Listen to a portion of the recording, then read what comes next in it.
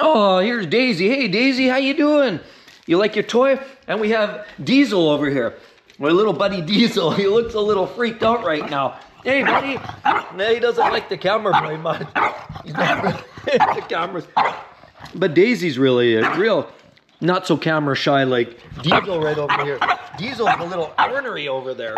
But let's go for a ride. Well, you know what? We've got a little errand to run. We're gonna take a run, and I'm gonna have to check it out, because the maiden voyage again, after we had that major repair done, we really haven't driven the car. So let's see if it's up for the task. Let's take the C300 out for a drive.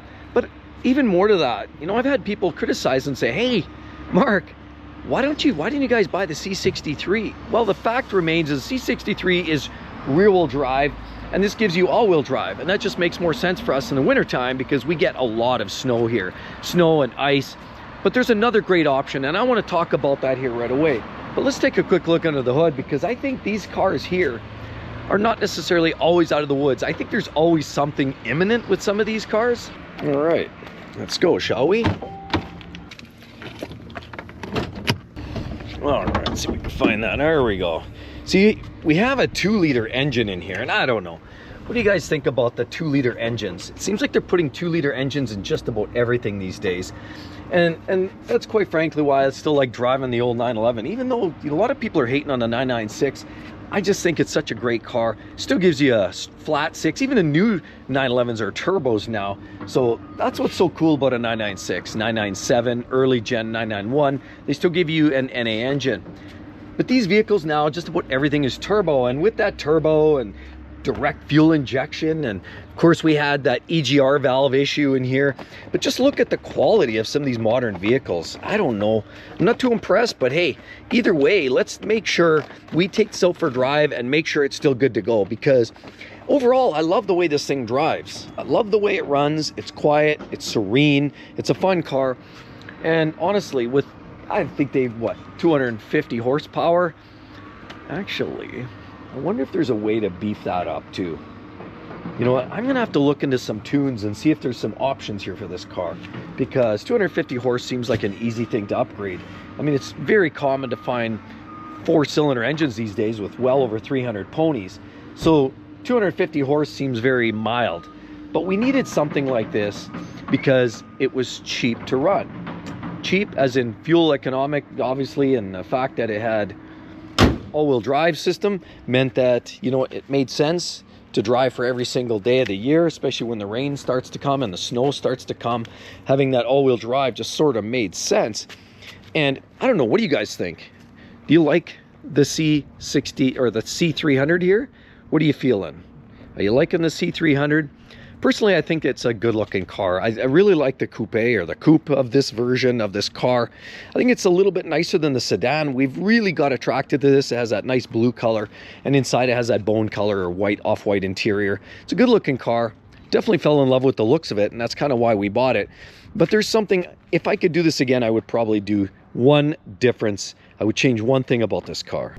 Well, so far it seems to be okay. Cold start. It's quiet and peaceful and serene, but the C300 isn't necessarily the go-to. It's the entry point of the C-Class, which is, I think, is kind of the entry-level Mercedes for the most part. Now, I know you can get CLA, GLA, those are real entry-level, but those are front-wheel drive cars. And we wanted the entry point, at least for a rear-wheel drive car, because everybody knows, you know, that kind of the performance comes with rear-wheel drive. So that's kind of why we started looking at the C-Class. That was sort of resonated with us. But there is a different model. Actually, now that I think about it, we know that, you know, after doing some research, I found out that there's actually a more interesting version. Oh, look, it kind of worn out there. This truck looked a little clapped out, if we're being honest. It was kind of petered over there. But there is a better option than the C300. I'm gonna have to, like I said, I'm gonna have to look and see what kind of options there are, even for a mild tune or something. I think what this thing needs, when you look at it, it needs wheel spacers at the very least, or a slightly wider set of wheels. But I'd like to leave factory wheels. It's definitely more affordable that way, to keep the factory wheels and the diameters, and it kind of, you know, it just makes it a little bit cheaper to run these vehicles. But yeah, what are we gonna do? what are we gonna do? Throw some wheel spacers? It feels like the back end needs to sort of get pushed out a wee bit because it looks a little bit kind of, you know, too narrow at the back wheels, if you're asking me. Whoa, isn't that convenient? Look, we got another McDonald's coming up. No shortage of McDonald's.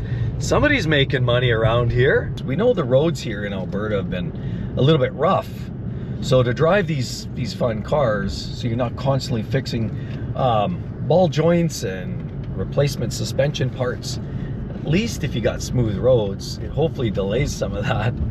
So at the time, we were thinking about buying this C300. And, you know, as you'll notice, it's actually a pretty peaceful car to drive.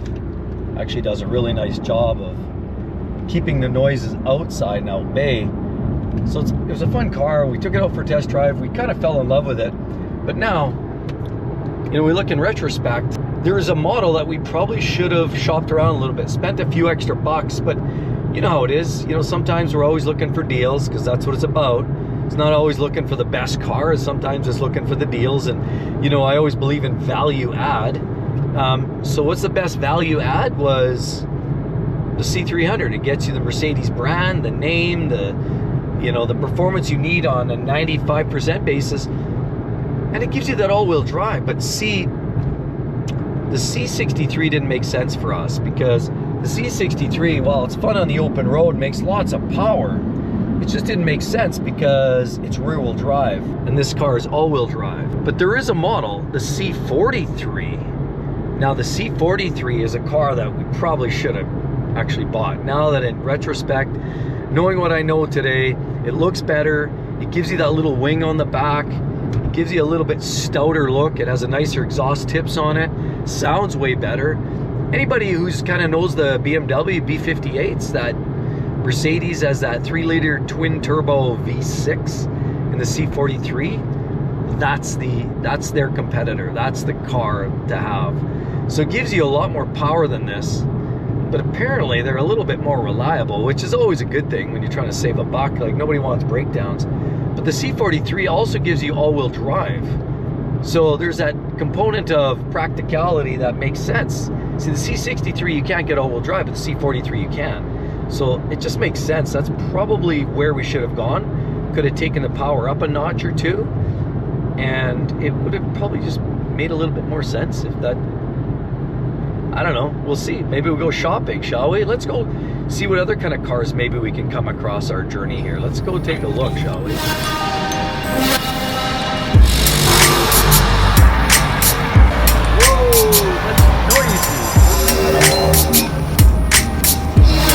We have some really cool cars here. We have an RS6 Avant. Look at G-Wagon. Oh, Bentley Bentayga. We have another V12. What? Yeah, that's nice. Lamborghini Urus. And look at this little hot rod at the end. There's lots of toys here. Over at Sherwood Motor Cars, they always have some fun cars around here to look at. Some really fun toys. They have the an Aventador, a Huracan. They have a 48. There's actually a Ford GT, their race car as well, that apparently has never been started, and they're asking something like $2.5 million for it. So there's always some fun cars there to look at, always some nice toys. If you got a little extra money laying around, it's always something there to buy if you've got some cash. But yeah, it's always fun to look at some cars. Let's go take a look and see if there's any other fun cars around here. Oh wow, here's some nice cars here too. Lots of these cars on the lots these days. Lots of Corvettes all the way along. There's Corvette, more Corvettes every which way. Lots of Corvettes here to look at. There's no shortage. It looks like there's a bit of an inventory surplus these days for Corvettes. Oh yeah, that's what I'm talking about. Wouldn't mind having one of these here. We have a Raptor. Love the Ford Bronco Raptor. Look at this, you get the steel. It's good for the old sandals, isn't it? The big wheels on there. Up those painted fender flares. Man, that's a big tire. How big they got on the back of this thing? Wow, that's a big tire. Anyway, it's good looking, I don't know, good looking truck, I would definitely say. And this is the one you probably want to get. If you're gonna buy a Bronco, probably go for the Raptor. It's a good looking unit. Yeah, definitely I was looking at these for a while too. I took one for a test drive recently and I thought they were pretty fun to drive. They have just enough power to get out of their own way. They're a pretty interesting vehicle. That's another interesting unit. Oh, look, we have another one here. It's a 22. That one's a 23. We have a couple options here. No, you don't want that. This is what I want right here. Who here likes a Dark Horse? Everybody loves a Mustang with that V8. Oh yeah, I love it. Yeah, I definitely love this. Look at the big exhaust tips on there. Love the Dark Horse. There's another one that's definitely worth a look. Look at, we got the little horsey logo on the back. Trying to do sort of the Ferrari theme, you know, with the horsey. It seems to be a common thing. Definitely love the flares on this. Great wheels. How much for this unit? Well, oh, $95,000. 95 grand for this unit. Yeah, some nice detailing on here. Mustang Dark Horse. What a good looking car. Look at that. Now, what would you rather have? The Dark Horse? I'm gonna ask, drop in the comments, would you rather have the Dark Horse or the BMW i electric car right here? So you can see around here, you know, the BMWs with their fancy little new handles. And you know what, they've got some, you know, the usual, they look like a regular, almost the 3 Series, 4 Series. This one's the i4. You could tell they've got the blue logo on there. Well, it's an e-drive. What do you guys think? Would you do this? And arguably this is probably as fast or faster than the Dark Horse. But let's be real. This is what it's all about. I mean, look at that thing. Just look at the Dark Horse. I love it. Yeah, definitely. I used to have a Mustang years ago, and I love that too. Mustangs with good, honest, you know, North American muscle car. Gotta love it. I'm not so sure about these little units. But again, Broncos, full-size, Raptors, definitely for the win. Well, so far we've been driving it a little bit and there's no check engine light. Knocking on wood. You never know. Driving some of these, you know, these older German cars off of warranty is always, what did they say? It's an exercise in futility or an exercise in, I don't know. But it's definitely a risk. But again, you know what? To drive these cars, I've driven, we've had a lot of these in our fleet for many years, a lot of different Beamers and Benzes and you name it, Jag, Porsches. And if there's one thing that you learn is kind of fix some of your own stuff. I mean, we own it. You know, I think of it like as a farmer. Call me a redneck, call me a farmer, that's okay. I actually come from a farming background, and if you know farmers like I know farmers, because I grew up many years and days on farms, doing a lot of the farm chores and the hay bales, the square bales, and the chickens and the pigs, and doing all of that good stuff. You learn how to fix your own stuff. You know, when you're on a farm, you don't just haul your tractor into the local dealership. You don't haul your truck into the dealership. A lot of them, you know, the farmers, at least when I grew up, and certainly I think a lot of them still to this day, learn how to fix their own stuff. And that's the reality, is just learning how to fix your own cars and your own trucks and your own tractors and your own sports cars, whatever it is. Not that farmers run sports cars, but it's the same idea, right? Not worried about getting these fingers dirty. And that's just something that, you know, I've learned along the years, over the years, is to make sure that, you know, if I can't afford, if I'm not able to fix it and do something and do some of the basic maintenance, then I probably shouldn't have it. So any vehicle that I drive, I've probably researched it, and there's an element of some of it that I can either tackle myself or there's some sort of free maintenance. The Ferrari, for example, free maintenance for 7 years, repairs, well, whatever, there's a warranty for 3 to 7, depending on what system. So there's a fair amount of warranty and service and maintenance tied to that one yet. So I'm not worried for a while. But any other car that I have, I've definitely learned how to, you know, get my fingers dirty, get in there. You have to. If you're gonna own any of these cars, you gotta be able to get your fingers dirty. After all, I mean, the mechanics are fixing these. Mechanics are humans. We're humans. Let's do this. I'm always ready for an exercise. I'm always ready for a challenge. So that's really what it's about. But so far, you know, we're lucky. There's no check engine light on here, and so far everything's good. So I have this kind of rule, and if I have a car and it has 3 major breakdowns within a year, so from the last one, count 365 days, if you've got at least 3 breakdowns within a year, within a 365-day period, the car's gone. Because, you know, cars should be fun. They should be a lot of fun and entertainment. And this car here has been pretty good. It's been pretty solid. The Mercedes has been pretty good, other than a few squeaks and rattles that we've had along the way. And now, of course, this PCV issue that we've got. The car has been pretty solid overall. Really love the looks of it. And because, you know, it kind of meets the criteria of, you know, the style, it's good on fuel. It hasn't cost us really any money for that matter. It's actually been relatively cheap to run. That means this car sticks around for a while. You know, I had one of those, you know, those tuner cars, the N54, you know, I'd probably featured in the channel many moons ago, but I had one of those 335i's. It was an 07, rear-wheel drive, 6-speed manual, had everything you would possibly imagine. It had the JB4 tune on it, you know, it had downpipes. I had all the tune. I had the catless downpipes, cat bypass. Actually, I had everything, JB4. What else did I have? I had some other minor upgrades on it. Oh, the cold air intake and some other odds and sods. But that thing, it was on the weekly for sure. If there wasn't something leaking, check engine light, that weird bing, you know, that BMWs do. When you have a car that you spend every week under the hood trying to fix, whether you have to take it into the shop or whether you're wrenching it on yourself, unless it's an old hot rod, that's different. Those actually have some value, some tangible value.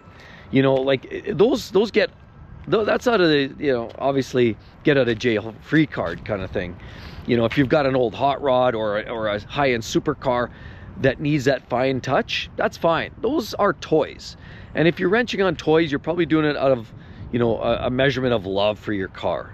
But if you're driving a car that you normally use for daily use and it breaks down 3 times within a year, it's gone. Like there has to be a limit to how much we can tolerate.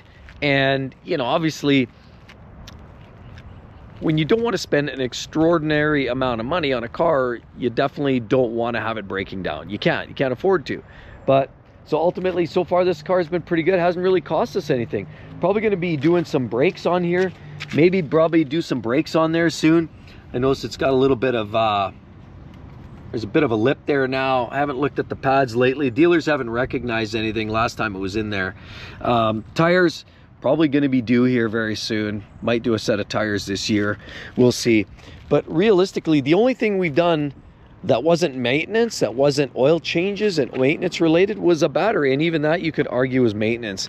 But the battery did start to deteriorate and it was causing some kind of codes and problems. But realistically, this car has been, it's been pretty good, other than some squeaks and rattles and weird noises. And there's been things that have come apart, usually covered under the warranty. You know, I don't know, like this here came off on us before too. We've got some quality concerns with the car, but you know what, where it matters, you know, the pocketbook, reliability and breakdowns, it has actually been really good. So I think we're going to keep it for a while yet. The Benz has been pretty solid. A lot of people are saying, get rid of it, get rid of it. Yeah, there may be a time. Right now, it's looking great. But again, if I could have done this all over again, it would probably be the C43, because that 3-liter twin turbo V6 is, it's a hot little number and it has more potential. And we like to go kind of have a car that has some of that like energy, that fire. When you want to go on that freeway on-ramp, it's got the juice. This car, not so much. Might have to look at some kind of a tune on this one. We'll see.